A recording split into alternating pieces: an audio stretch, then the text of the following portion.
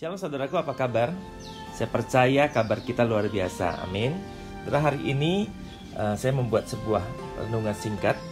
Saya berikan judul episodenya Mujizat Masih Ada. Saat ini kita sedang dalam masa stay at home gara-gara pandemi virus corona. Tapi saya percaya bahwa karya Tuhan tidak berhenti gara-gara kita stay at home. Mujizat Tuhan tidak berhenti gara-gara corona. Roh Kudus tidak berhenti bekerja hanya karena beberapa orang menganggapnya demikian. Mari kita renungkan dari satu kisah dalam Alkitab yang bercerita tentang Maria.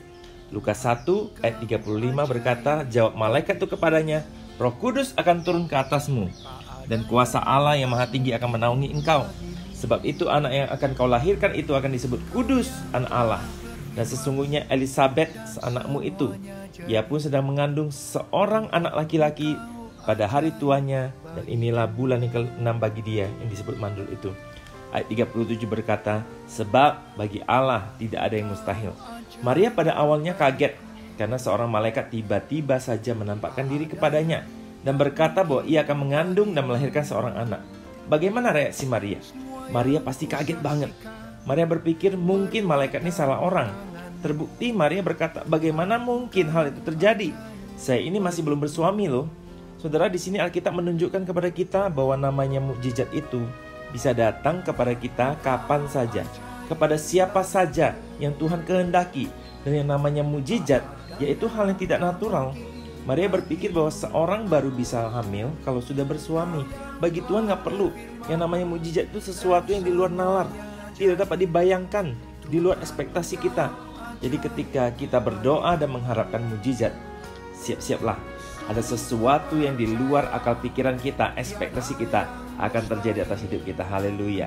Alkitab berkata bahwa itu adalah sesuatu yang jauh daripada apa yang kita pikirkan atau sanggup doakan.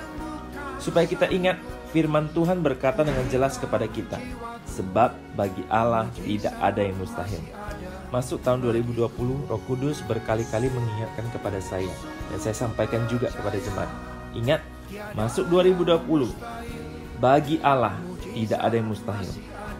Menghadapi masalah, pergumulan situasi hari-hari ini, mungkin kita berkata, pergumulan saya besar, masalah saya besar, situasi saya sulit. Tapi ingatlah firman Tuhan berkata kepada kita, bagi Allah tidak ada yang mustahil. Yes. Mungkin kita bertanya, bagaimana mujizat itu bisa terjadi? Saudara, biarlah Alkitab, dalam hal ini malaikat, menyampaikan jawaban lewat peristiwa Maria. Roh Kudus akan turun ke atasmu, dan kuasa Allah yang Maha Tinggi akan menaungi engkau.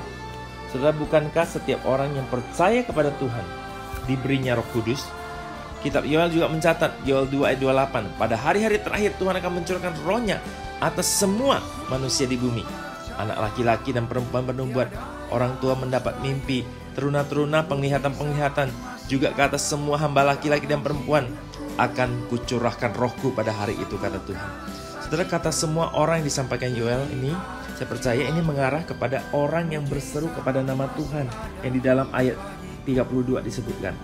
Yoel selain bernubuat tentang datangnya pencurahan Roh Kudus secara masif ini, dia juga menubuatkan apa yang terjadi berikutnya, yakni Tuhan akan mengadakan mujizat di langit dan di bumi, darah dan api, gumpalan-gumpalan asap. Artinya apa? Bahwa mujizat dan goncangan akan terjadi berbarengan atau silih berganti. Goncangan, mujizat, goncangan, mujizat, goncangan, mujizat. Oleh karena itu saudara, jangan jadi lemah dan putus asa. Waktu goncangan terjadi, kita mungkin berkata, Tuhan, kenapa ini terjadi atasku? Mungkin ada yang lagi mau merit gara-gara COVID-19 ini, gak jadi dia resepsi. Ada yang kerja, ada goncangan di tempat kerja, jadi yang dirumahkan. Ada yang kena sakit, tertekan, stres. Saudara, mari bangkit dari segala keterpurukan kita, dari pikiran negatif, dari segala keluh kesah kita. Mari bangkit dari semua perasaan mengasihi diri sendiri. Lihatlah, penyelamatanmu sudah dekat. Mujizat masih ada. Katakan, mujizat masih ada. Haleluya. Saat ini mari kita seperti Maria berkata, sesungguhnya aku ini hamba Allah, terjadilah kepadaku seperti kehendak-Mu. Lihat bahwa Tuhan akan membawa kita ke dalam dimensi yang baru, pekerjaan yang baru, usaha yang baru, semangat yang baru. Saya percaya akan ada pemulihan di rumah tangga, hubungan ayah anak, suami istri, orang tua. Ada pemulihan, ada kesembuhan. Katakan amin. Saudara, saya rindu kita sama-sama berdoa. Mari Tutup matamu, angkat tanganmu. Kita berdoa bersama-sama. Tuhan Yesus, kami percaya ya Tuhan, bahwa mujizat masih ada. Seperti yang Engkau kerjakan dalam hidup orang-orang percaya. Pada zaman para rasul, bahkan sekarang ini, kami percaya mujizat itu belum berakhir. Mujizat masih ada. Kan Tuhan, kami berdoa ya Tuhan, mungkin di antara anak-anak-Mu ada yang sedang mengalami masalah pergumulan, masalah pekerjaan, masalah pasangan hidup, masalah ekonomi. Tuhan, aku berdoa dalam nama Yesus, biarlah saat ini Roh Tuhan berkuasa atas kami. Roh Tuhan menaungi kami. Mujizat terjadi. Tuhan, kami gak mau menjadi orang-orang yang lepas pengharapan ya Tuhan.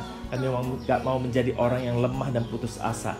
Itu hari ini Tuhan, Roh-Mu yang kudus, biarlah menguatkan setiap kami yang lemah, menyembuhkan yang sakit, mengangkat yang letih lesu dan beban berat. Terima kasih Tuhan Yesus. Kami bersyukur. Di dalam nama Yesus kami berdoa. Sama-sama katakan amin. Haleluya. Jangan berhenti berharap, mujizat masih ada. Haleluya. Sembuhkan sakitku, pulihkan jiwaku, mujizat masih ada bagiku.